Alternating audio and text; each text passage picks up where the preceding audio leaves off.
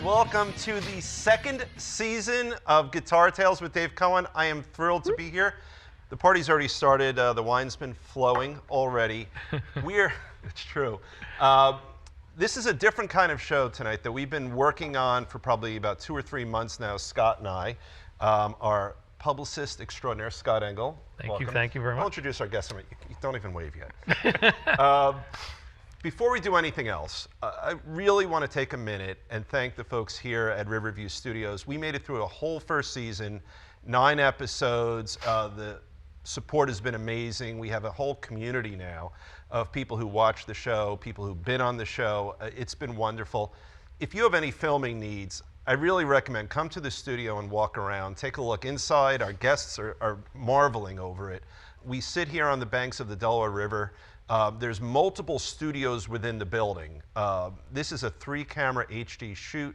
There is a control room back right behind where the camera is seated. We have great audio, we have great visual. Everything here is done to the nines, but that's not the most important thing. The folks here at Riverview are talented, they're creative, and they're cooperative. So if you have a filming need, if you want to put anything together, come here and talk to the team here. They're absolutely fantastic. Go to riverviewstudios.com.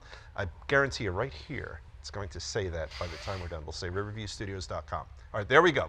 So here we are. We finished a whole first season, and this is something Scott and I have been working on.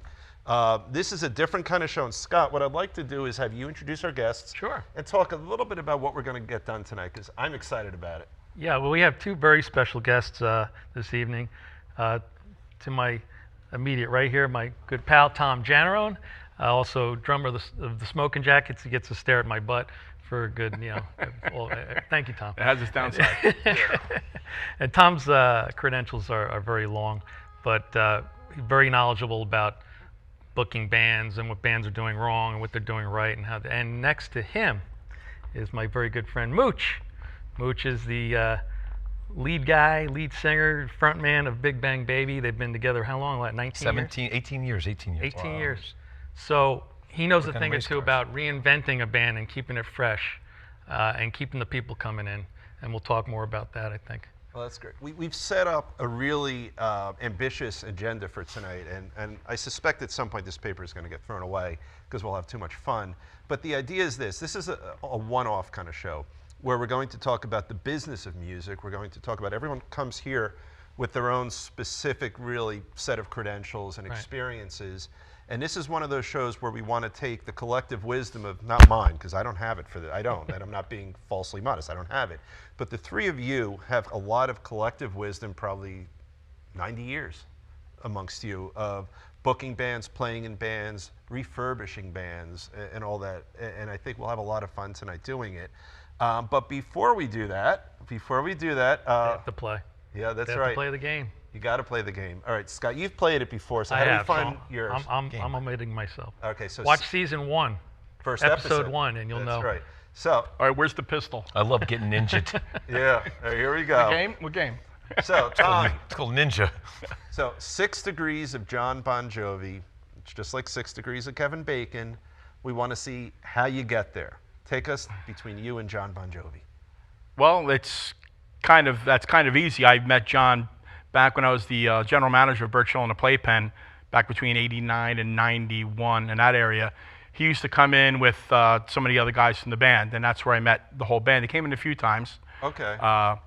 And then more recently, I've become pretty close with David Bryan, who's just an amazing guy. He's the lucky one because he can go out and not get completely swamped. Right.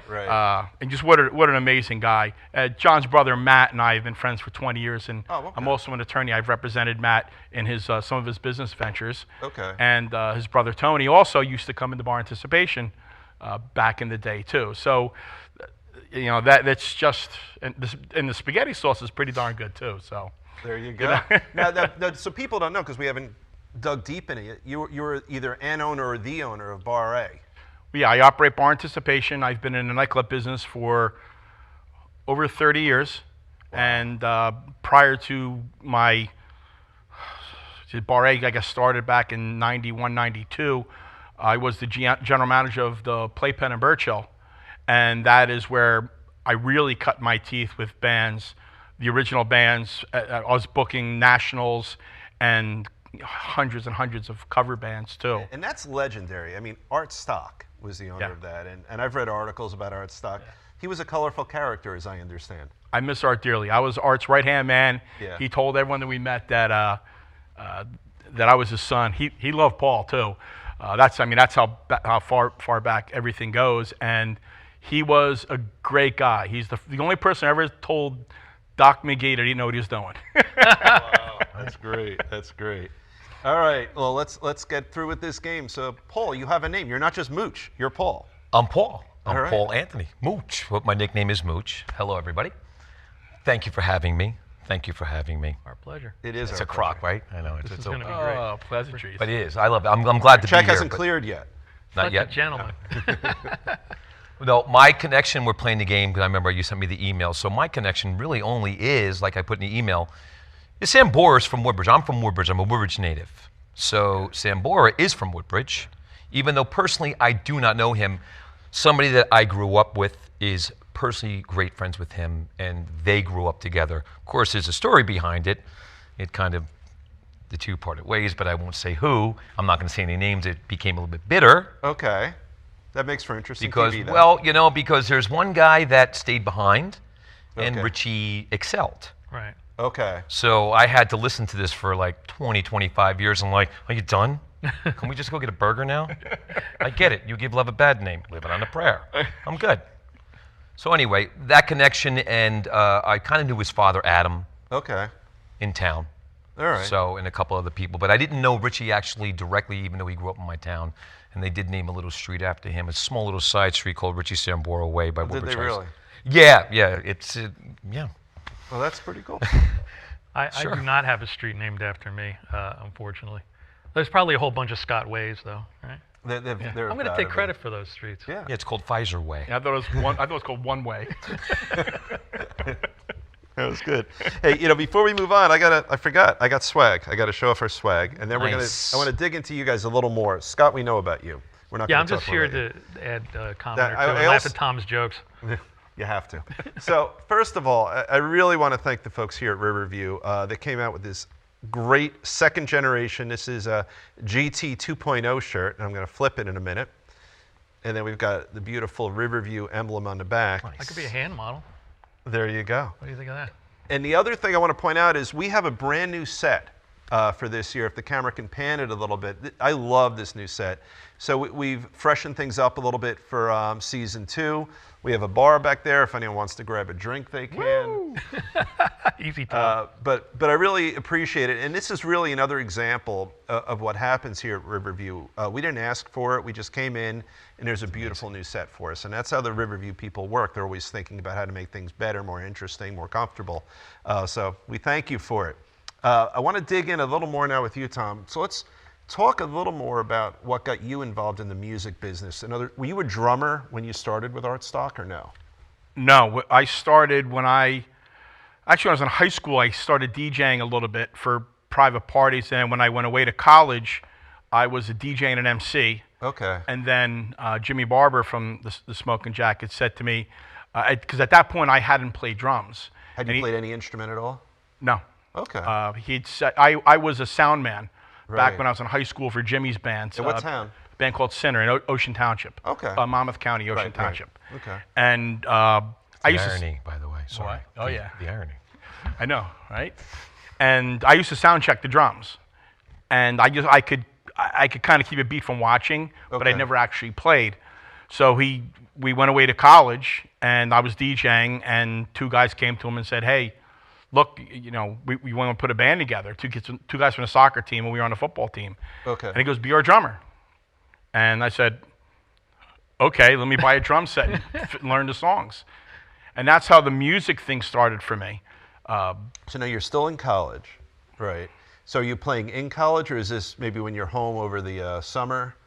No, this was strictly in college. We played every keg party, and that turned into all the local bars, and then we played in Philadelphia a little bit. Oh, really? Yeah, and we played all the big senior nights. So we were pretty active in college, but every practice turned out to be a keg party because we just set up the equipment anywhere we could and just jammed, and everyone showed up with beer and kegs and people and girls, and it was crazy. So every practice There were girls there? was, yeah, right? Was kind of crazy. It was a teacher school, so there was, Never had there it was at the plenty of Smoking girls And there. where did you go to school? It's called Rowan University. It was Oh, called yeah. Glassboro State College Okay. at the time. Oh, okay. Edwina Morgan, was that your band, by the way? That was a band down there, Edwina Morgan. No, the band was called the Smoking Jackets. Oh, it was even back then. It was a yeah, Smoking that's where the Jacket. Smoking Jackets started. Okay. It wasn't my name. It was the guys that asked Jimmy to be in the band. Jimmy and I to be in the band. It was they'd come up with the name. So what brought Jimmy back? Was he going to school there too? Yeah, Jimmy and I were roommates in college. Okay. Okay. And So did you go to high school together too? yes, Oh, that's pretty cool. All right. and grade school. Wow. Like yeah, from grade 1. And you still get along. Yeah, I imagine that. Yeah. That's great. All right. How could anybody? And then from that point forward, so then how did that segue into you becoming a manager working with Art Stock? When I graduated the public relations degree, and we were one of the top schools in the country, but I didn't want to go to your traditional Manhattan suit and tie kind of place 'cause or Philly. I remember that Rowan was known for communications. Yeah, that that was was- their thing. Yeah, that was our thing. Yeah. And And it wasn't Rowan back then. correct, it was Glassboro State College. Yep, When I graduated, it was just bought by Rowan. Right. So when I graduated, after I graduated, the girl that was, I think she was top in our class, she had gone on an interview with Art Stock about a public relations position to oversee his nightclubs. He had 3 nightclubs at the time, a couple horse farms, the Birch Swim Club, the Jersey Shore Basketball League. There's a whole bunch of things.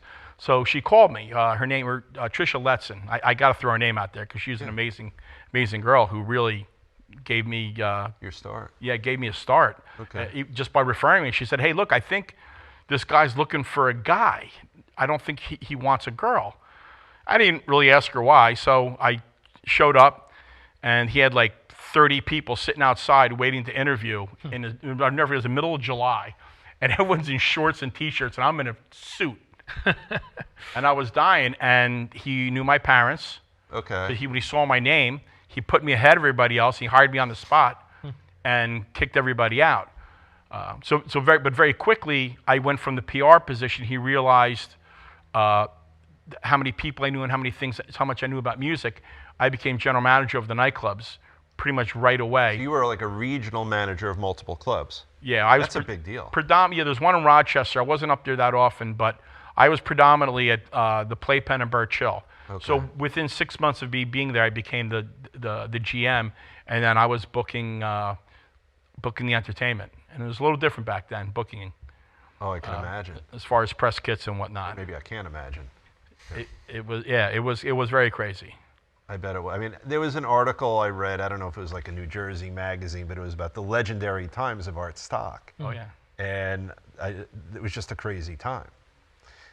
It was crazy. It was a crazy time. It was a time where, I mean, think about how hot it was. You had Skid Row, you had Bon Jovi, because Skid Row had just hit, because this was, so you're talking 89, 90, 91. Okay. Bon Jovi's getting, Bon Jovi's not getting. He's already huge. After Slippery When Wet was what, like 85 or something, Right. and then Skid Row had just hit. And then a couple other Jersey guys, and at that point, Zach Wilde, also from Jersey, born in Bayonne, he was in Jackson at the time. Right. Zach was playing with Ozzy, Right. and so there was such huge synergy, and everybody, kind of like what Paul was saying, you had a lot of guys that just missed, and that's true of the whole Bruce Springsteen thing too.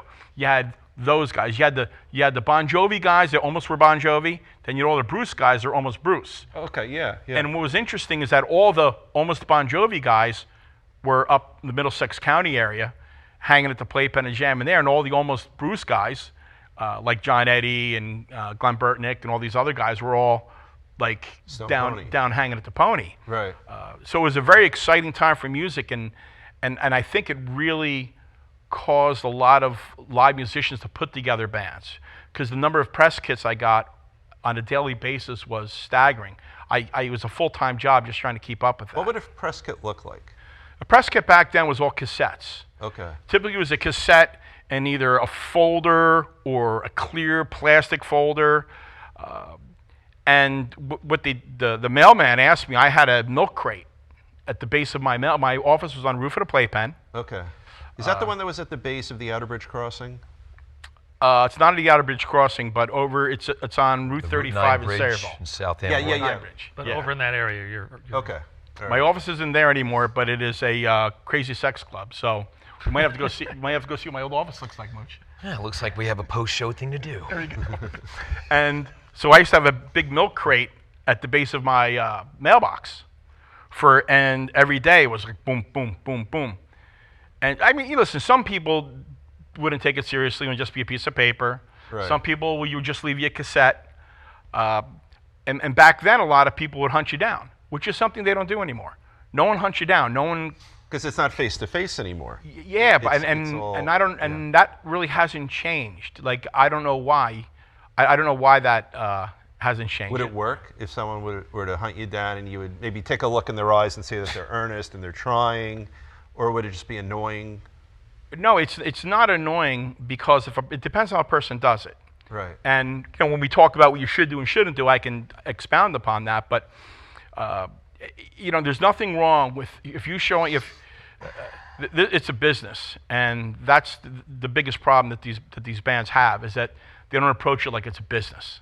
Right. So if it's a business, if I see you, you're coming to the club, you're watching the other bands, you're learning what's going on. You walk up to me and you say, "Hey, my name is so and so." In fact, a band called Turnstiles, who ended up doing very, very well, and I ended up managing them for years. They became a huge Billy Joel. It wasn't just a Billy Joel tribute. They did a lot of things, but they played a lot of big gigs for a lot of big money, and they came to Birch Hill. I could tell you where I was standing, and Joe Bazzone, the lead singer, he was with Rob Cash, the bass player who owns a bunch of restaurants, and he shook my hand and said, "Hey, how are you? I want to introduce myself. My name's Joe Bazzone. I have this great band called Turnstiles. This is my cassette. I'd really appreciate it if you gave it a listen. And hey, look, I don't want to bug you anymore. If you want to grab a beer, the beer's on me. If not, I hope you enjoy our CD." And that's all he said. That couldn't be more perfect. And you know what? And that is perfect. And you know what else? That translates into any field. right. If I'm hiring a young attorney, and they say, "Here's my resume. Look, just take a look at it. No rush. If you want to give me a call, here's my number. Otherwise, I wish you a good day." That's the way to approach it. Absolutely. Yep. And if the musicians would approach getting gigs like any other job, like any other person approaches getting a real job. First of all, I think that when a musician says real job, I think right away they're selling themselves out because Yeah. it is a real job. Right. Absolutely. Can you be successful with it? Some can, some can't. Certain jobs, a lot of jobs, you're not even gonna get through to school. Forget ever getting a job. You won't get through to schooling. Right. So hearing a musician say real job, I'm like, well, you can't be real serious if it's not a real job to you. So if it was approached a little more seriously, I think people would have a lot better success. That couldn't make more sense. Now let me switch over to you, Paul. And I'm having trouble remembering your name because everyone calls you Mooch. Yeah, I know. Yeah. So let's talk about your career. I know you're in the building industry also, but you've been active touring the planet in various bands. So tell us a little about you. Well, I've done 2 albums, basically 2 albums, and actually they weren't released with Joey Belladonna from Anthrax. I lived with him for a year up in Syracuse. That was a quite interesting forecast every night. I don't recommend Syracuse in January. Yeah. But yes, and I actually did 1 European tour, actually with Michael Arbini with Taiketo too, as well. His band Taiketo, which we all know. Also an amazing band. Yeah. I actually came off of tour. I think if you're asking the question with the cover circuit, coming off a tour and coming locally to the cover circuit was kind of like, let's say, jamming a big vial of insulin to somebody without putting it in very slowly. Here I am playing, music with Joey from Anthrax Professional Music, an amazing front man. Even this guy Danny Vaughan from Taiketo, who's an amazing front man in a festival, 100,000 people in Belgium. And I get back to the circuit to Poor Billy's in Woodbridge, a very famous club until, of course, he passed away, and Tommy knows all about him. And that was my first time really experiencing the cover circuit. And I had to ask Billy, he was in his office, and I called him 5 times back. I said to the manager, can you get him back here, please? And he come back, what's wrong? I'm like, I just got off a tour. This is your biggest band? And I can't say the name, of course. I just, you know, to protect the innocent. They'll edit it out. But the band that I saw was one of the biggest bands in the area. I said, so this is it. This is the cover circuit. He goes, yeah, that's it. It was a culture shock for me. Right. Compared to what I used to do.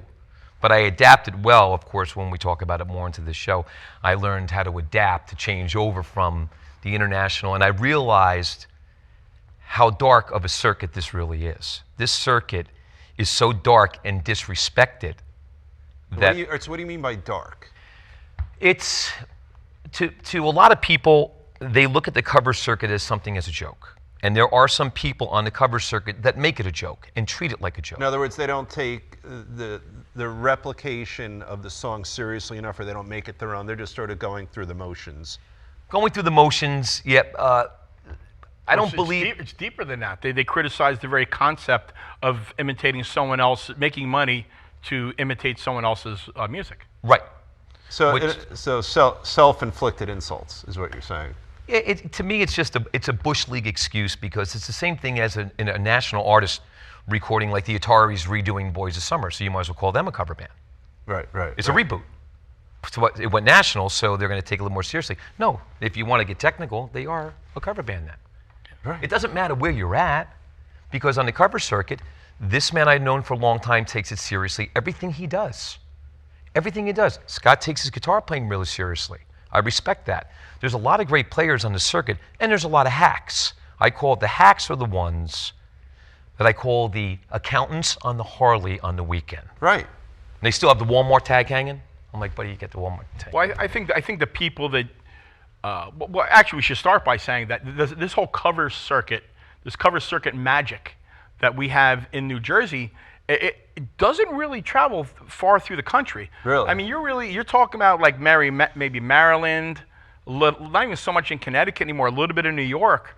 I mean, and if you look at the Jersey Shore, where there's a cover circuit, right. You go to other parts of the country and there's bands that play, but there's not a lot of, I guess maybe because things are so spread out. Well, you know what I noticed when I haven't seen you yet, but I have to see your band. And you guys just played last week, right? Yeah. Yeah, I saw that on Bar. Facebook. But I've seen you guys play, and it's 2 things. One, you have followers. Like people aren't just randomly, and they're not just randomly in a bar and you guys happen to be there and oh good, I know these 8 out of the last 15 songs they played. No, they come to see you guys, and that's number 1. Number 2, there's joy. Like there is joy that permeates the building when you guys play, and that's what you guys accomplish. Like there is genuine, unadulterated joy in the room. And I've seen you guys play, I think 3 times of late, maybe 4 times. And that's what I see in there. They're familiar with you guys. It's not that they're just familiar with the songs. They're familiar with you. And the idiosyncratic things you do with, with the confetti gun, and when you and Jim do your guitar thing, when It's corny, but it works. People love it. But there is love in the room. Like they know you guys, and it's so much deeper. And I wouldn't have known this until starting to watch you guys. Is that it's so much deeper than someone happening to know a specific song and think, oh yeah, I like that song. No, I like what these guys do with that song that I also love. Definitely putting your spin on it. That's why I'm not a real big fan of using tracks. I don't know if you're familiar with tracks or not. I mean, Mooch is a consummate musician. He's proud of his chops. Yeah. And he's amazing. He plays drums, sings, guitar, bass. I've even seen him different variations of Big Bang over the years. I've seen him do it all, play it all. But sometimes you see these bands, they use a track, and they're not even a the band. guitar guy's not even playing. No, or the bass player's not even playing, and that makes me crazy. No, The scene's changed. Childhood nightmare for me. The scene has changed dramatically because back when I was first old enough to get into clubs, and I had to wait till I was 21 to drink. I just missed by a year. Right. But back then they were a little more loosey-goosey, and I was going to the Pony when I was 19 and 20. But back then the drinking age was younger. DWI, a DWI penalty meant the cops took your beer. Right. And there was there wasn't this big safe sex thing with AIDS and everything, and it was a different world. And the bars were open 7 days a week. and there was plenty of work for everybody. Right. And you didn't have to have a following. And that's where people get hung up in this business, where musicians get very frustrated, is because the game's changed. Right. It used to be, who's the best band to put in the room to entertain the people? Yep. The business model has changed, but the people, circling back, the people who seem to be the haters are the original musicians who don't want to play covers, who resent the fact that they can't get hired to play anywhere. The number of cover rooms has diminished, like extremely, and trying to even do a cover night in a club is very difficult because you don't have the masses of people going out to see live music anymore. Well, The tech industry's killing it. Well, let me jump in with this. What you guys both brought up. I think you brought up, Scott. So you get the guy with the computer and the track and the guitar with a great voice, right? And not even lacking talent. But I can't envision live music with less energy than that. And they're good, but there's no energy. Well, you know what's funny? I got to say something real quick. This is something that is worse than my childhood working with my family, okay? And that says a lot. I don't even know your family, and it says You don't a lot. want to. They're all Italians and all crazy. Okay. But anyway, I went to a bar one night, a room down in Atlantic City. This is a true story. This is where I've had it. I was at the end of my rope with music. There was an 8-piece band on stage. Right. There was a keyboard player with 2 stacks of keyboards. There was 2 guitar players. There was 2 female singers. There was, of course, bass, drums, even a sax player. And I'm listening. They take a break, and I walk over to the keyboard player, and I said, "Excuse me, are you running samples?" He goes, "Yeah, we are." I'm like, "Why are you here?" Right. And he goes, "I don't understand what you mean." I'm like, "I know. That's why I'm asking you." I says, "Why are you running samples? You have a full 8-piece band here." He goes, "Well, it makes it full." I'm like, "Huh, all right, well, listen, have a great night. Here's $1. I put a single on his keyboard, and I went, "I'm very sorry." Well, there's an argument anyway. truth. Either way, it's entertainment. The same argument exists in the vocal circuit with the harmonizers and Auto-pitch. no, Auto-tune. auto-tune. Thank you. Yeah. With not the harm. Yeah, Yeah, with but auto-tune. Auto-tune is a big thing. Do you like hearing that? With you not? So the irony is that a lot of the people that I know that use the tracking and everything are great musicians. But they are all more than capable of covering it, but they just think it adds to their show. So here, It doesn't add to their show. It's a Linus blanket. yeah. Now let me throw this out. So That's what it is. So I run, I know you do too, I run the lecture circuit as a lawyer. I always give seminars. So sometimes I give a seminar to a TV camera, and just last Sunday I gave it to 90 lawyers. The energy that comes out of me, they didn't say much out there, but just knowing they're there adds to my energy, and then it's a little better. I thought you'd prefer the TV camera. No, I mean, there was a camera too. There was, but yeah. Oh, come on, but it adds to the energy. So I'm thinking that this could apply to what you guys are chatting about, which is that if you're truly playing and you know that if you hit that a little off, or if you're singing without auto-tune, right? I would think it's going to add to the energy you're giving to the audience if you know it's truly you, as opposed to you plus some samples. Well, I think the thing is, even for let's say a guy like Sebastian Bach, all right, he's been up in the years now, was a great singer. He might not be able to hit all of the high notes. You know what? Change the notes up. Go Your low. fans will accept you. Yes. Don't try to reach for it. Change it. They'll understand. Or even with a cover act. I did a couple of shows this year, and I didn't have my full lineup. He knows. Tommy doesn't even know my lineup anymore. He just guesses every weekend. Right. I have a different lineup. So we did a show. Some things are based on numbers of what I get paid. Right. So you can only afford so many people per gig. If they're giving you this much money, you Right. can't have 8 pieces. If they're giving you this Right. much money, you can. There's only a few. There's only a few long, outstanding venues. Of course, I started at Bar A, and Tommy was the one actually. While we're sitting here, discovered and we launched Big Bang in Bar A, our first show. That's great. You know what I mean? That's what I knew it was going to start there anyway, because he's the master ambassador with the music scene locally. But I did a show down in Sea Isle City, and I went to acoustic. I just had my bass player. Our female singer had a ukulele, and I had my drummer. So we walked in and there was this huge arena system, lighting system, everything. And guy, maybe if it looked like he still had long hair, mullet. I'm still thinking he probably was wondering if Rossington Collins is still together. But he came up to me and said, is the rest of your band coming? I'm like, this is the band. He goes, you have samples? He goes, you have acoustic, you have a bass, you have a ukulele, and he goes, what are you guys playing? What are you like a tiki style band? I'm like, no, we're gonna do funk and rock. And we did a full show. And after he got done, he goes, I cannot believe what I just heard. Because everybody sang, we had 3 4-part harmonies. That's going to fill it up a lot too. Exactly. It's how you choose the instrument and what you choose to do on it to fill it up. Right. And we were blowing away bands that were full bands with samples because we sounded different, and it was breathing.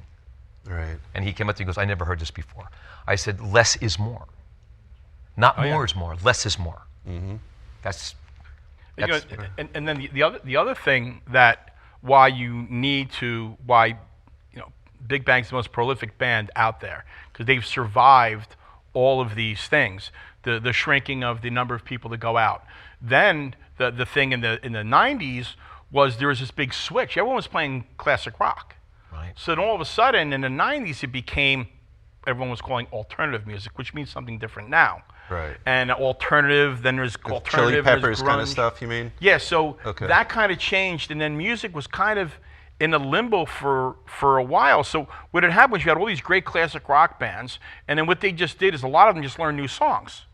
But it doesn't always work that way. Mm-hmm. So so that filtered it down smaller. Only a certain amount of those classic rock bands were able to make that transition Right. to cut their hair, change their, because it wasn't just changing the songs; it was changing their sound. It was creating something new again. Which again, Paul's here; he's the master at continually reinventing himself, his band. I get excited. Like they've been doing New Year's Eve now for years, and every year he's got there's always something new, and not just New Year's Eve, but just every year he just.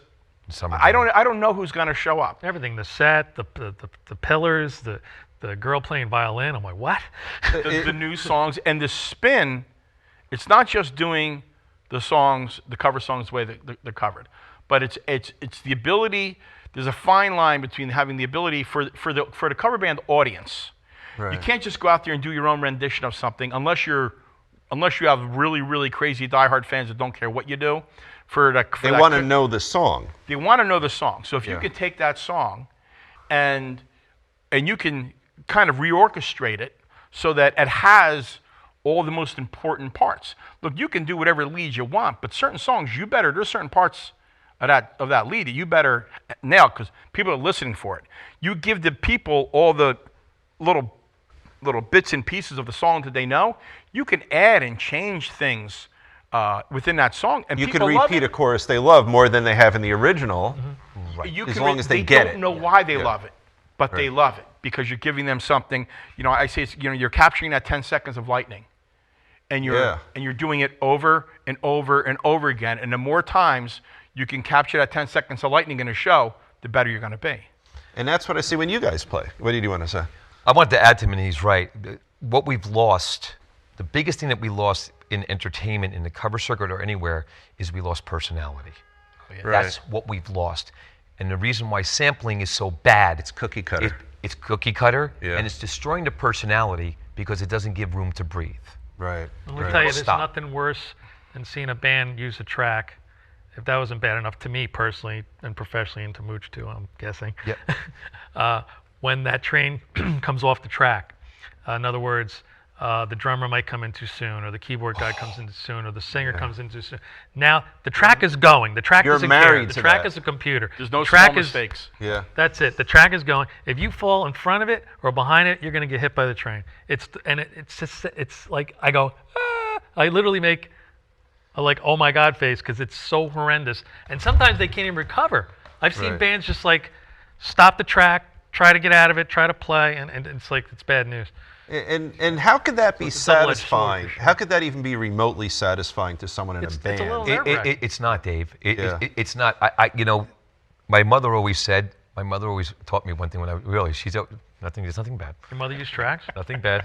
Yeah. We'll talk about the bad after we're done off the show. With your therapist. With my psychotherapist. Yes. Yeah. Some things, a lot of things change, but a pair of classic Levi jeans stay the same, and that goes for the guitar. And you stand over there, hooked into that amp. That doesn't change. You might have all the apps, all the sounds, all the amp farms, whatever you want to do. That doesn't change. That's Levi jeans right there. Right. And that's the problem with these musicians. They think because they get indoctrinated into thinking that you have to do this. No, you don't. There's no rules. This guy knows it. That's why him and I get along so well, because we know there is no rules. It's whatever you do to get it done to entertain and what you bring out with your persona. There is no persona left. Even when he came, I'm happy that his band came out. Now, a lot of people bitched about, I've heard people bitch like, oh, what's he doing playing in the band? He's the one booking the bands, running the bar. Well, they didn't really know him. I'm like, he started as a musician, Right. you idiot. I said, you don't do your homework. I said, you don't even know what Google is? Look him up. So No, don't do that. Yeah, don't, well, not on the dark internet. I was set up. Yeah. That's right. But he's so my point being is that, Tom's out there doing it. I'm glad that they're doing it. Scott's out there, and what these guys are doing, they're doing it without samples. And, when they first started, they were very green because they were a brand new band, but they played years before. Now they kept going up and up, and they're great, and they're entertaining, and they're fun. And they're real. And they're real. And the other thing is, so And I love it. I see you guys, you have fun every time you play. I see you laugh at each other Yeah. when you play. We laugh at our mistakes, We don't. That's why we're worry laughing about all the track. time. We laugh at our mistakes. That's why we laugh the whole set. That's the best He'll, part of goof, the show. he'll goof something up, and I'll turn around and you'll just start laughing. That's the best. Well, so let me do this. I'm going to segue a little bit right now, so we've talked about what it takes, I think, to put together an authentic cover band, right? And we know we've talked about it. So Mooch, you're good at reinventing and staying current. You've been booking bands forever. We haven't talked as much with you yet. You are, and you'll say, no, that's not true, Dave, but it is true. You're a marketing genius, and you understand social media. I want you to talk a little. I'm good at the social media thing. You're really good at it. In the early days of the internet, that crazy thing, as Brian Mackey said on the Right. show, which really cracked me It up. was fun. But talk to The World us Wide Web. about the mistakes that you see a lot of bands making, because bands have to get through to someone like Tommy. What do they do wrong where they're screwing up with Tommy? Well, it's like anything. When people take to the internet and they're in charge of their advertising, they're really just amateurs. They don't really know what they're doing. So they have no basis, they have no bottom line about where things ought to go, when you post, when don't you post, what do you post. So there's a lot that goes into it. My biggest rule is you got to stay away from controversial and political stuff, let's say. No matter what you're feeling inside. Exactly, on your artist page. Now, Mooch will disagree. Yeah. But I have a I don't fetish think I've sometimes. actually said anything. You've said anything controversial on the Big Bang page. This is more or less your Not even my personal page anymore. I'm done with it. Yeah, It's just well, boring. Right. You got to think. What I think of in my mind is, let's say you're in Madison Square Garden. You're in the front of the stage. You got a microphone. You say, "New York is the greatest city in the world," and everybody goes bananas, right? How many thousands of people are there? If you say something dividing, maybe half the people in there will cheer. You have to include everybody. You have to make it fun. So our promotion for the show has been lighthearted, fun. I'll share little clips of kids playing guitar and stuff, and people get a kick out of it, and they'll share that around. They might not share something they don't like, or stop watching the show, or stop going to see your band, or even worse yet, get into it with you. And if you have a day job and you say something off kilter on Twitter or something, that can come back and haunt you and may even get you fired at your real job. So you got to try to keep it even keeled. Well, and the other thing, consistent with what I've seen from you guys, and I'm sure with your band too, you go into a room where you guys are playing, it's just joy. It's people who have either great, medium, or bad lives, and they go into this venue, they want to be uplifted, they want to feel good, they want this community around them, because it's not just the four people who went together who are having a good time, and they're not overtly necessarily interacting with these four people. They might, I mean, it's a bar, but seriously, if there's no hookup necessarily, but they're just enjoying it together. So when you're bringing that kind of positivity, and it's not sort of in the back, Contagious, yeah. And not in the back of someone's head, oh, that Scott said something really nasty, I don't know, but his music's, they don't have to worry about that. Right. Because you're putting out pure positivity. It's their escape. That's what that's down to. It's part of the things you need to do to get your band booked, and marketing is part of it. The other part is you have to understand. You need to know your audience. Right. Knowing your audience is, why are people out? Why are people here? Do you hear because they want to get away from controversy? They want to get away from aggravation. They want to slip away, and be social, and then drink some alcohol, maybe lower their inhibitions, and listen to music, and not be bothered. And you don't want to bring up controversial things. We're not there to make a statement. Well, we're there to entertain. But I'm Dave not made even a a good fan of. point. I'm sorry, Mooch. I'm not even a fan of the death dedication at a gig. Let's say thinking that too. Tom Petty, rest his soul, and great musician, passes away that night, and you get on stage and you cover, American Girl or something. I'm not a fan of and this is one's for Tom Petty, blah blah blah blah blah, because everybody's gonna go, what are they gonna do? Oh. Right. And then you play American Girl, and you're gonna get a kind of melancholy, reaction, and people. Let the music speak for itself. They're joyous songs. Yeah, we just played a song. We have Eddie Money songs in our set. We have a lot of dead musicians in our set. Smithereens.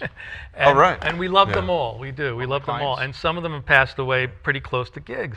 Right. But we never, we made it a point not to death dedicate, I call it, a song before right. we did it. Just kind of, it brings the mood down. People think- know who And died. if you're going to do a death dedication, so to speak, you could do it. You could say, this one goes out to Eddie Money, and if people that know, the people that don't. But you don't want people, to get up there and say, I'm dedicating this song to, Everyone quiet. Yeah, quiet. Little Just have a minute of Mary Lou silence. Sue lost her battle with pancreatic cancer, and she's Triggers. We're going Right, to yeah, the that can funeral trigger tomorrow. people. Not to Right. be disrespectful, but that's those kind of things are a bomb emotionally in a room full of people who have people in their life that passed away from awful diseases and Yeah, stuff. Right. I'd like to say something. What Dave was saying when he first started was, Dave was talking about unity on stage, and you tapped on something that has been affected by me through so many members of my band. And then every time somebody in my band would run the limit in the term. Okay. My biggest thing, and Tommy knows with me, most important thing is I keep an eye on everybody in my band. And they don't even know it. Now you're going to know, I guess you're going to publish this. These are my dirty secrets. But it's my old job almost to personally manage them without them realizing it. Okay. To watch their either uptick or their downtick. And I start to see them doing a downtick, I have a talk with them. And I check what does a downtick look and smell like? A downtick look and smells like not smiling much anymore on stage, Right. complaining about maybe the set times, little things, or the food sucks. I just see little twists and, Right. and that's the first flag for me. And then I'll pull them aside and have a talk. I say, everything all right? Everything good at home? He goes, everything's fine. I said, just checking. Right. Okay, and then I'll go another couple shows and watch if it continues. Then I'll have the second talk. And then it gets to the third or fourth. I say, listen, now you're infecting the rest of the band, which you were talking about. Right. It's the positivity or the lack of it. Yes. Now people are starting to pick up on that in the crowd. Mm-hmm. And that's when it's time for me to make a decision. Either I have the last talk with them to say, listen, either fix yourself, which is okay. If you're going through something, you can't do it on the stage. Right. Because you have other people up here that rely on this income and rely to put on a good show, and they're happy to be here. Right. And it's like any, Again, again, it goes it's like any back other to job. it's a business. Right. It's like Right. any other job. Exactly. Don't bring your personal life. You're fighting with your wife. You're fighting with your husband. Don't come to work and brood and let it destroy your productivity because you're getting paid. But here's the other thing. Here's the flip side of it.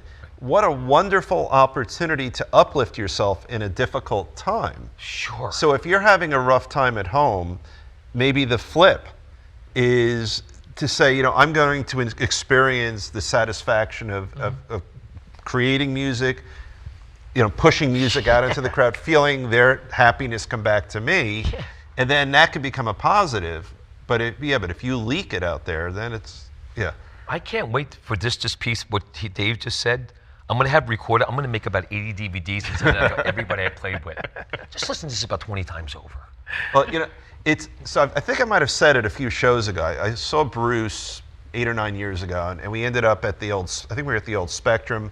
We got those back of the stadium seats that no one wanted, but you got this amazing view from behind. So I watched him do something that was amazing. I was probably 15 feet from the guy. I mean, it was that close. So there were risers going from under the stage up. So he's one of the first people out there, and his ginormous band comes out because he has the horn section, multiple guitar players, percussion, all that, backup singers. He stood at the top of the stairs, huge smile on his face. When my part of the audience was so small that he wouldn't have cared about that because his back was facing the real audience. Huge smile on his face. He was enjoying every minute of it. He's already 65 or whatever by then. Every person who came up the steps, he would shake their hand, smile, and pat them on the back. Every person who came out. Amazing performance. And it goes a long way. Yeah, and I thought he's a modern day Tony Dorsey. He's running a full band, and he's the cheer, like what you're talking about. He is the supervisor, he's the cheerleader, and he's the one who needs to keep them happy so that his show emotes that happiness, and then it pulls it back. And it's one of the ways of building a following necessary as it converts to a cover band. Right. Is that the people, especially like for the Smoking Jackets, we're not an established 18-year entity like Paul. Right. And we're still new, and it's funny because when we play, we're lucky enough to be one of the few cover bands that actually plays the Pony and the Wonder Bar, and they treat you like amazing there, and they give you food and everything in the back in the dressing room. And the last time we played the Wonder Bar, they're like, we don't need to give you guys anything because you don't use it, because we don't. I mean, they offered it to us, right. But we get done with our set, we have our quick little communication, right? What's broken, let's fix it, and then boom, we're into the crowd. Oh, that's great. And you know what? And it can be aggravating because you're pulled in 50 different directions, and because you've invited so many people on a personal basis, and everyone wants to say hello to you. So, but if you don't do it, all these people, look, they're spending their hard-earned money and, more importantly, their valuable time to come and watch you perform. So you have to give them. I feel you have to give them something back aside from the performance, and you can't. You can't always do it. So we never even see each other at a gig. We see each other when we set up on stage. In between sets, I don't even see anyone in the band. Scott's got that crew. Jimmy's over there. Danny's over there. I'm over there, and we're talking. And inevitably, it's I'll be right back. I get it back on stage. And that translates a lot to people wanting to come back and see you again. It's huge. Because you gave them that time. Well, you guys, the three of you, just gave me a theme for tonight. Literally, it just happened. So here what we're talking about is Drunk Italians? Yes, correct. No. You just killed my theme. Let's start the three of you. Unbelievable. So, no, but sir, now we're all laughing right now, right? Here's what's really cool, is that once we got to truly talking about things, the three of you got stone cold serious, because you guys have such respect for the craft. And if there's anything that I'm getting out of this, is that, like, when you talk about, and I think the three of you really talked about the cover bands who just sort of like woof their way through and don't really take it seriously, or maybe they don't respect themselves because I'm in a cover band, right? Yeah. They wouldn't do what the three of you have done, which is when we get down to talking to business, I watched all your faces. You guys, like, we'll joke around. We joked around for a half hour before we went on the air because, I mean, you're fun-loving people. But when we started talking about the business, about performance, about booking, and all those things, you guys just, you were that's serious. And that's a good thing. You got to treat it like a business. And I said that in my very first interview. You did. And in Jersey, it's tough because this is a hotbed of entertainment like nothing else. Right. And I mean, it's not just because I've traveled a lot and I see what else is out there and I see what's the best out there, but just through talking to other professional musicians, they'll say, I forget where we were the last time I was with Mark Tornello from Accept, from TT Quick. He said to me, he goes, you know what? He goes, I'm traveling the world. He said, but when I want to jam with the best musicians on this planet, I just come back to Jersey and play with my friends. That's wonderful. Because and he's, you know what? And he's right. And these guys, #1 hotbed in the country for guitar players. I mean, at one point. These guys that play up and down, all over in this circuit are amazing, amazing. It's just, I have respect for them. Some are better than others, but I have total respect for every one of them. Anyone that dares to get on that stage and Right. put themselves out there Oh, yeah. to try to entertain others, I have utmost respect. And without sampling, without auto-tune and all that. Dave Crum is really playing Eruption every night with Big Bang Baby. That is a point of And he contention. can actually get away with it. And Yeah. now if we can get Well, now it's if the we speech setup for it. can- now if we could actually get these guys, I think people would be more happy if they learned how to get themselves booked, and they learned how to treat it like a business. And Yeah, but you're wishing something. You're wishing something that most can't do because, no offense, artist to artist, but most artists learn their instrument, not a business. that is That's true. why they need proper representation, and I keep telling them Well, it's that. the same thing with the advertising thing. Nobody went to school to advertise. Fine, if Now you can't do it you're yourself, putting you hire social somebody. media here, which is a gigantic advertising tool. And- They and have yeah. no idea how to use. And you can't keep up with it.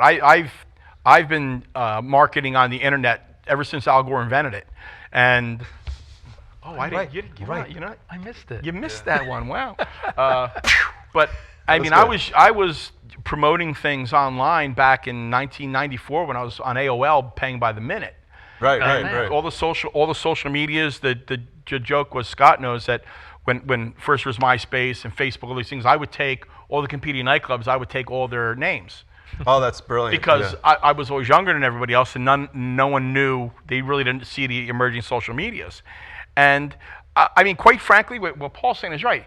It's too much. If you're a full-time musician, there's no way in a world that you can be proficient in the marketing of your band. So is It's one a of the, jack of all trades and master of none. right. So is that one of the takeaways from all three of you tonight, that if someone is a full-time musician, they shouldn't and can't do the, well, I want to talk about rebranding of a band in a minute, but say the marketing and the solicitation to get live gigs. Do you think they really need representation for something like that?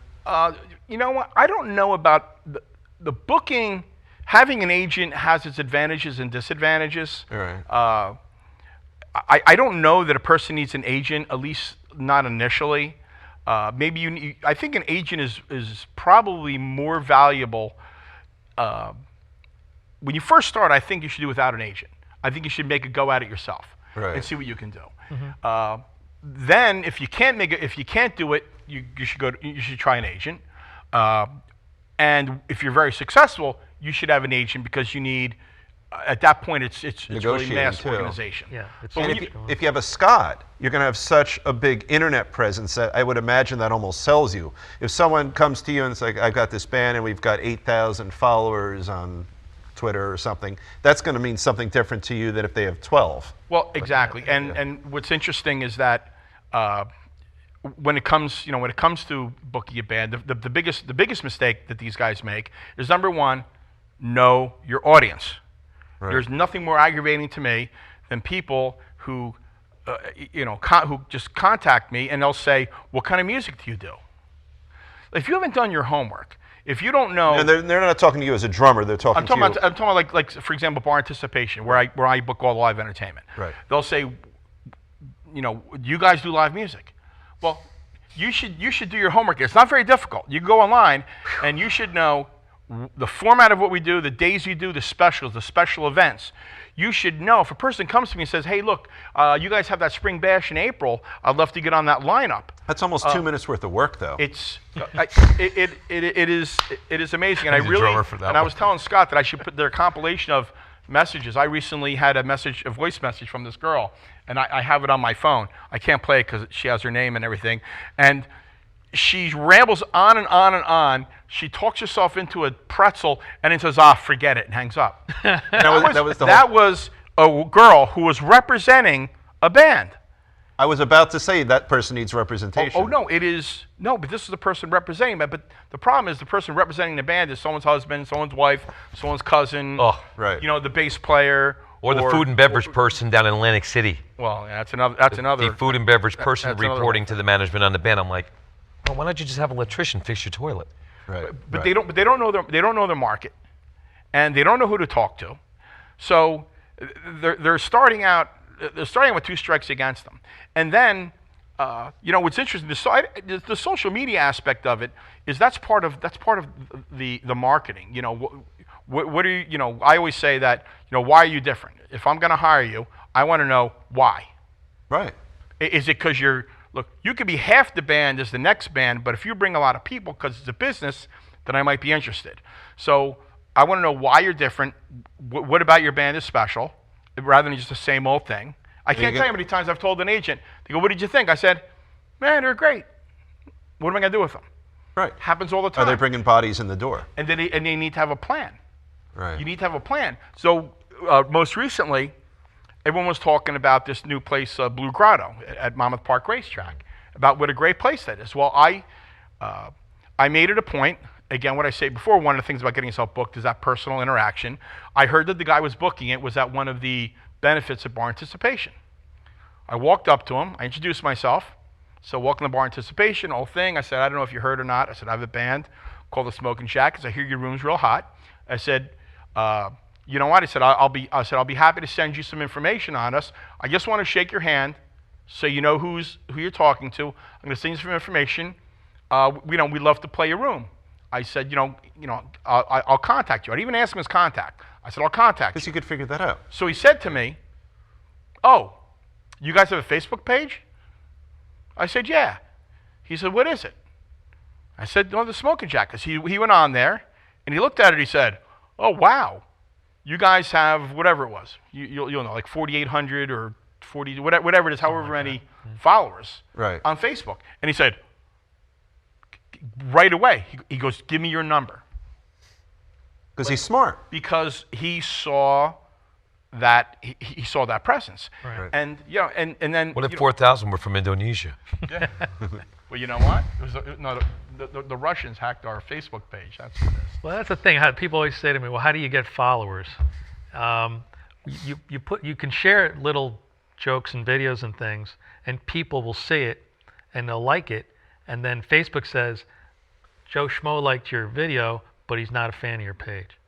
So if you have a really hot post, Facebook will tell you that too, whether your post is hot. Higher than 95% of your other posts. That's what they say every time. You can go down the list and get invite. Plus, you could just invite your friends. And everybody in the band has to be proactive, inviting their friends and sharing. Yeah. You got to be on board. Once every 3 or 4 months, as people accept more and more people, because not everyone follows up, once every 3 or 4 months, what I'll do is I'll go through my friends and invite everybody to like the Smoking Jackets page. Right. And we do that on our page and every time that happens, all of a sudden there's a big uptick. So I can tell when Scott or Jimmy or Tommy or Danny or any of these guys happen to do that, because all of a sudden there's a boom, there's a jump. Yeah, but it's I think we're going through the dark ages right now. How so? I think we're experiencing from analog to digital. We're all experiencing it right now. It's bad right now because it's finding a way to correct itself. Because I have 10,000 emails, and they're a waste of time now. They're a waste. I'm looking at the statistics. It's dropped immensely where people aren't even going to look at my email because everybody's email is clogged with spam. Right. And you got Facebook, you got with social Facebook, Twitter, and Instagram, and the stupid Snapchat. I like the big three. Well, whatever the case is, the problem is it's added 50 times the work to your time of your day. Remember when you had a band, you had a website and you had an emailer. You sent that out, and that was it, and you talked to people at the show. Right. Now it's different. Now you have all these outlets. People, listen, I was talking to a girl on the phone on Messenger. She's talking to me, hey, how you doing? Where are you playing? I said, why don't you look at your message? The calendar's right above your first message. That's how disconnected people are. They can't even, while they're on the phone with me, go to my page and find out where I'm playing. Society is broke mentally. That's the thing. If you're going to put up a video or something, it's got to be brief. I know this is a quick two-part suggestion here on social media. Lot of bands playing Saturday night, and immediately they get home at 3 o'clock in the morning and post every single picture and every single video that's 2 hours long on their Facebook page. And guess what? Not only is nobody up watching it, it's too long and there's too many. You gotta edit yourself. You gotta go through your pictures, doctor them up, make them look pretty, crop them, take the drunk girl in the back and choking her boyfriend or something, and get that out of there. Make it look pretty. Shorten up the videos to less than a minute or less. And that ties directly into getting yourself booked. It's you don't get cassettes anymore. And probably one of my pet peeves is don't make the booker work. Right. I'm not working for you. If you're going to say to me, if you're going to send me an email and it says, go to this link, go to this link, go to this link, go to this link, I'm not doing it. So if you're going to send video, short video, make sure there's a crowd. If you send a photo, make sure it's not you and the 4 guys sitting on the boardwalk at 4 o'clock in the morning. Right. It needs to be action.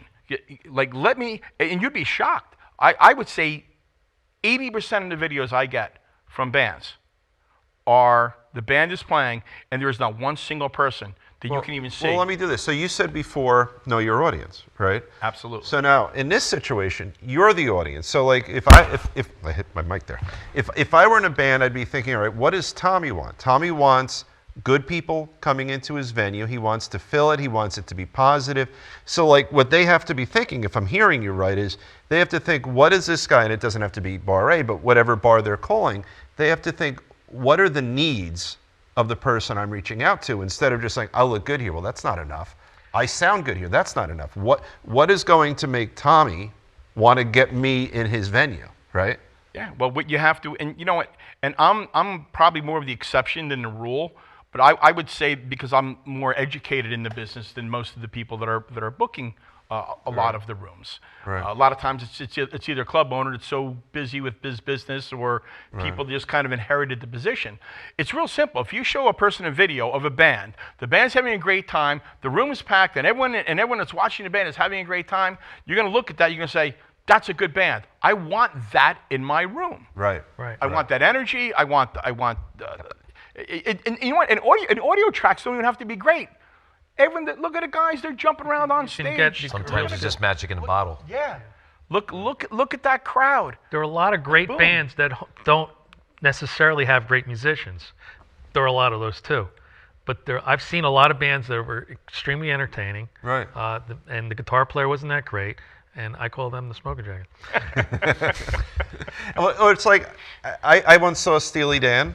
I don't remember seeing Steely Dan. They're amazing, but they just stood there and played great. Right. And that's an exaggerated example. But they didn't have they had no stage. I saw Squeeze once. But the cover circuit is different, because you're not you're basically really not buying prepaid tickets. That's why it's such a dark business. You know, most of the other shows you're going to see, you're paying for a ticket, you want to see it. The cover circuit's different. You're going to a party. Right. Yeah. Right. And the thing is that if there's a built-in crowd there, you know what? We were very popular for that at a state of, they saw the bar ring and they said, Big Bang makes a big bar ring because of the way we get the crowd amped up. I have a sponsor, we have drinks. People want to drink more, it's all psychological. So it makes the bar ring up. Owners like that. Tommy knows better than me. He's the pro at it. You know, even if it's not a packed house, well, how did we do in the bar ring? Did the band keep the crowd that was existing there? Well, because it's a bottom line business. Even more so, I mean, bottom line. If you're playing PNC Arts Center, you know, or anytime I was booking a national, how much the national got paid was based on seats. Right. And assuming that they're going to sell out the house. So there's a formula. With the cover bands, what they don't understand is that there is a formula, and a lot of times. But it's not the formula they think it is. Exactly. But a lot of times they're like, well, we'll entertain. Here it is every time. We'll entertain your crowd. And well, look, I wish that were the case. I wish that were the case. But the bottom line is, we need help bringing people in. Now, sadly, there's people in this business that own or operate clubs that don't help the bands. You can't throw a band out there and expect, if you're booking bands expecting them to fill your room, you're not going to last in the business. You've got to work with the bands and help the bands. And you know, part of the formula is, if you're not charging cover, you need a bar ring, because that's how you're paying your staff, your insurance, your electric, your entertainment costs, the DJ, the sound guy. All of those things all come into it. And if there's not a cover charge, you've got to do it another way. And like you said, it's not just having them there, it's keeping them there once they're there. And the cell phones have changed that. Technology has changed that, because you know why? Because if they're not having fun in that first set, it's harder. If they're not having fun in that first set, you know what they're doing? Click, click, click, it sucks here. Where are you guys? Right. Or, it's great here, come here now. Yep. And that's It's no longer. He's right. It's no longer. If you were a cover band in the '90s and early Y2K, you could do a song and just sit there for 3 minutes on stage with dead silence while you're drinking a beer, and everybody would be hanging.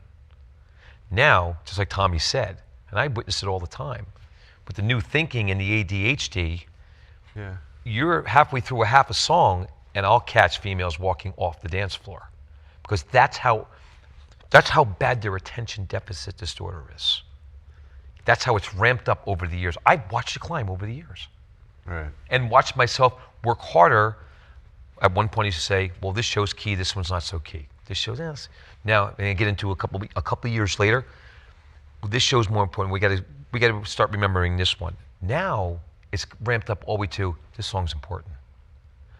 I actually did a song, and was at Bar A, and it's funny because it's entertaining too, because we were in the middle of a song, and I looked at the whole band, stop right now. We just stopped right in the middle of the song. Dead silence, and then the whole crowd went, now I was like, now I all have your attention. Oh, that's funny. Because they were on their phones, they didn't like the song. So I stopped the band right in the middle. I said, now I have all your attention, because they all looked up at me. That's a great idea. You know, it's funny. I took my son out to dinner 3, 4, 5 weeks ago. I was really happy with one of our promos for the show. I say, Max, take a look. And he had to sit through maybe 70 seconds. He made it to 30. Wow. He's just turned 17. And it's very true. Congratulations on getting 30 seconds. I was proud of that. But why? I had texted it to him, but no, I had to take my phone, and he's such a nice boy. He wasn't interested at all. But when Dad's putting it in front of him, he forced himself to suffer through 30 seconds worth. Yeah, that's really cool, Dad. And then he just took his phone out and went back. But so it's a different thing. Now, what I told you guys before we started that has proven true, this is our 10th episode, beginning of season 2. We've broken an hour already. So what I want to do right now is get some closing thoughts from each of you. Let me start with you. We haven't really delved into how Tommy said, you keep your band fresh. Give us some thoughts about how bands lose it and they just get stuck with their mullets and Rosington Collins versus how you guys have managed to stay on top. What are some thoughts? It's really hard. I think for most musicians need guidance. They learn the instrument proficiently, Right. but they need guidance. When they start thinking out of the box aside from their instrument is where I step in. Because there's only a few rainmakers. There's a lot of musicians, a lot of talent, but there's only a few rainmakers, and one sitting next to me right here as well. You know, and the rainmakers are the ones that keep an eye on everything and keep an eye on the trends before they turn. And that's what I do. Right. I watch how it gets started. Even when I'm doing a song on stage, I know how long it will last, 6 months, a year. I'll watch how we play it. We start to get exhausted playing it. It doesn't convey as much to the crowd. It's time to get rid of it. Well, it's still popular. Doesn't matter. We're sick of playing it. It's going. And then the audience doesn't feel it from you. Right. So I start to refurbish that. And then there'll be what I'll do every year. But every year I'll always have a new theme for a show, especially at Bar A, where that's our home, where we started. Right. We'll have one show called Summer Jam, Memorial Day kickoff, and then we have the New Year's. Those are special shows to refresh, to give somebody different a visual of who we are. Right, right. You know what I mean? To go back to the other thing. But I'll always refurbish my show with something new, a new instrument. Like you said, I brought a fiddle player in for one season. Or, you know, maybe next year I'll bring the guy in from the subway with the spackle buckets. I don't know. I like it. Whatever the case is. But and what I did for a long time too is my band was rotating almost like Neil Peart's Kit did, went in a circle. Right. We did that with the stage. We rotated everybody. 3 songs and it moves. 3 songs and it moves. 3 songs. Everybody's getting a different visual of who's where. So they're not looking at my guitar player all night just over there. So we're moving it because people get visually bored. What you're really talking about is you're keeping your eye on the ball. Before the ball even drops. Right. That makes sense. That's closing thoughts, Tommy. How to get past you into your venue. Well, they need to number one, they need to take it seriously, and understand that it's a business. And I've said in the past, I've said this to Paul, is that, you know, a lot of these musicians are the original millennials, and, you know, I'll get grief for saying that, but there's a sense of entitlement. Right. You're not entitled to get a gig at any bar anywhere. Right. It is a job. It is a real job. You need to take it seriously. You need to understand your market. You need to have a plan. Know what you're going to do. You have to sell yourself. And when you're selling yourself, like for me, I'll say, show me, don't tell me. You don't tell me how great you are. And you know what else don't do? don't tell me how much better you are than all the other bands that play. Oh, we're better than this band. We're better. You know, once a person starts with that, I know they have an attitude. I won't even go near them. Right. Don't try to, don't talk bad about any musicians, even if they deserve it. You shouldn't do that. I mean, you know, they're there and they're there for It's a all reason. negative energy. So yeah, so if they can approach it like a business, put the energy into it, be professional, have something different, know how to market yourself, and come to you with a plan. I mean, very few people come to you with a plan and say, hey, here's what I'm going to do, here's how I'm going to promote the gig, and here's why we're different. Rather than, oh yeah, we play a lot in New York, we want to get it down on the Jersey Shore. We play a lot in Pennsylvania, we want to get down on the Jersey Shore. We love your bar, and the bartender said we'd be great here, and here's 3 links, click on these links. And you know, every once in a while, if I see something local, because if it's local, it's more likely to work. Right. I'll click on a link, and I see a person in a, four guys playing in an empty pub somewhere. It's not going to work. That's helpful.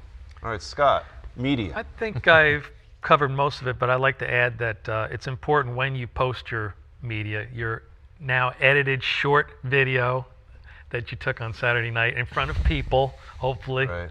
Okay, and it's camera angles. If there's 2 people deep in there, you can make it look like a full room. You got to be creative with what you're putting up there. That being said, Sunday is the worst day to post anything. The day after the gig, it is statistically shown to be the lowest amount of views and the lowest amount of shares. And on is it your Sunday. sense that if someone isn't willing to learn social media, don't do it? Yeah, I mean, definitely don't get in trouble with saying something awful or posting something awful, because it's a business. I think that's the big takeaway here. Yeah. You wouldn't want to put an awful picture on the front of your brick and mortar building at the window, pointing it to the customers that chase people away. Well, it's the same thing with your band and your business and your Facebook page. Keep it clean, keep it fun, keep it lightweight, and post those optimal times. You know, if I could add to that too, the other part of marketing the band is you're also marketing yourself. So not everything you put out there, the world's different now. It's not just all about the band. Yeah, right. It's about personalities. You could talk about other things. So even a happy holidays thing is. I mean, that's the old school way. But nowadays, it's kind of like, hey, we're doing this. This is interesting, or that's interesting. Hey, you might want to know this or that. So if you're adding other messages besides just the promoting of your band, a person might be more likely to watch something if they say, if they don't already think they know what it is. No, that's a great point. I'm seeing now, now that our website and our Facebook page is pretty active, I have a lot of more guitar players than I've ever had, and I see people will they'll post photography. There's a lot of you paint, you put that up, and you're painting. It's wonderful what you've been doing. It's actually good. Thank you. It's fabulous. This has been an amazing hour, guys. It's been so much fun. I mean, I really appreciate all of you joining us. Thanks for having my friends on the show and having me back. Oh my God, it was so much fun having you as a I was co-host. just getting warmed up too. I'm really bummed out. I got a lot of bitching to do. More wine? There you go. All right, we'll drink more wine. Listen, I was undressing. I'm going to let those guys keep going, but we're going to keep drinking, but we're going to end the show now. I want to thank all of our viewers for watching Guitar Tales. This is the beginning of Season 2. We have so many great shows lined up for this season. Make sure when you go to our YouTube page to watch our shows, subscribe. That's the hardest time we're having. Facebook, we're doing great. We have a lot of subscribers on Facebook, which is called followers. It's not a lot of work. You take your finger and you go like this. It's not that hard. You could subscribe. That will give you advance notice of any new shows that will be dropping. That's a new word I learned. And again, we have our cool t-shirts. I will thank again. Here's the back from Riverview Studios with our hand model. And thank you again, Mary, for doing a great job with it. We have a fabulous Season 2 in front of us. Have a great night, and thank you again for joining us. This is Dave Cohen signing off.